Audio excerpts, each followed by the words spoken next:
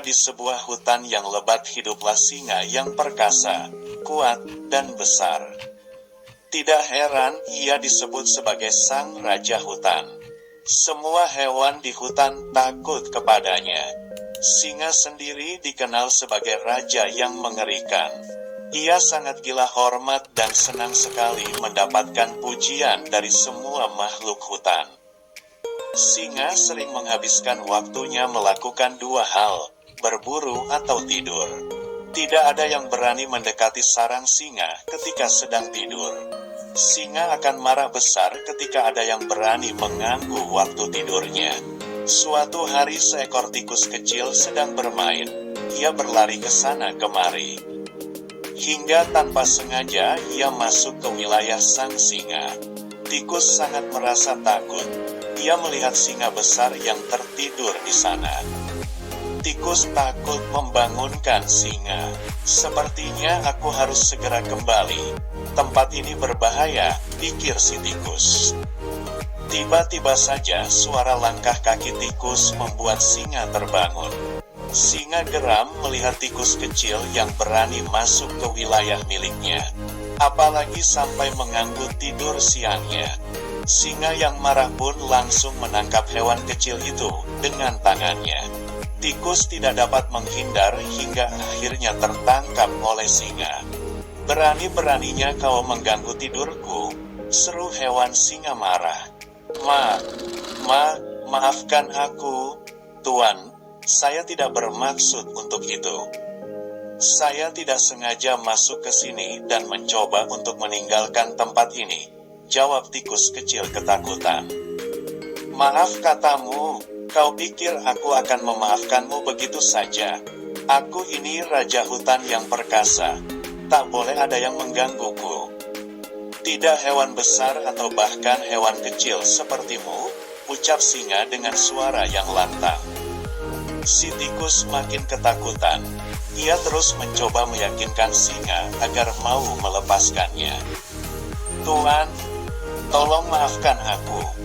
Jangan makan aku.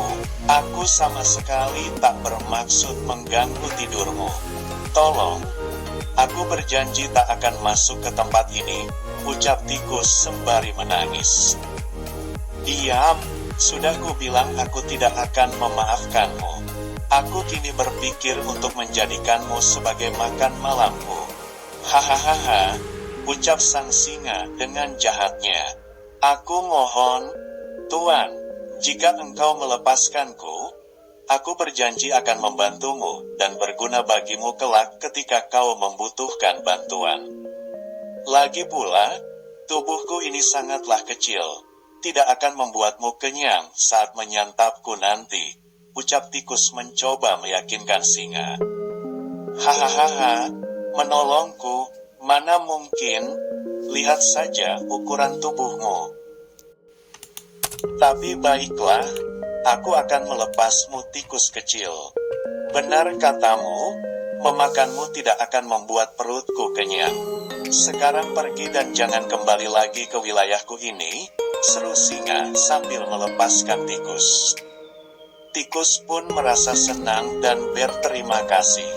Sambil berlari menjauh tikus memegang janji untuk menolong singa di waktu lain ketika ia membutuhkan bantuan. Beberapa hari sejak kejadian itu, singa pergi keluar sarangnya untuk menghirup udara segar. Sudah beberapa hari ia menghabiskan waktunya tidur dan bermalas-malasan. Inilah waktu yang tepat baginya untuk kembali berburu.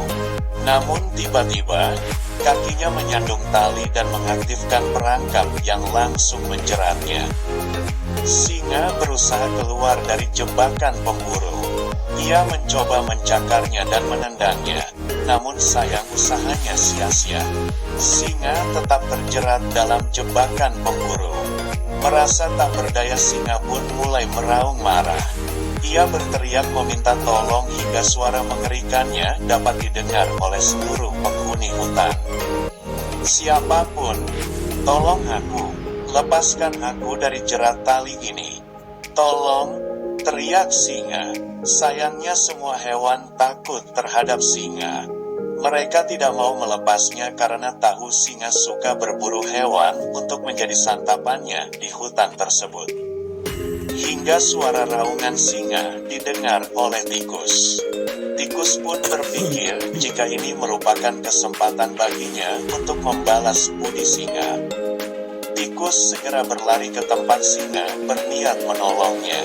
Sesampainya di tempat sang raja terjebak, tikus langsung melompat ke atas jala.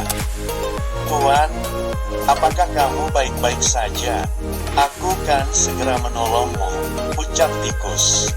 "Tikus, syukurlah kamu ada di sini. Tolong bantu aku lepas dari ikatan ini, tikus." "Tidak ada hewan yang mau membantuku," ucap sang singa. "Tentu saja, aku akan membantumu keluar dari jebakan ini. Aku ingin membalas kebaikanmu, karena dulu engkau pernah melepaskanku," ucap tikus kecil yang baik hati itu. Mendengar ucapan tikus, singa merasa terharu. Ia tak menyangka akan ada hewan yang menganggapnya baik hati.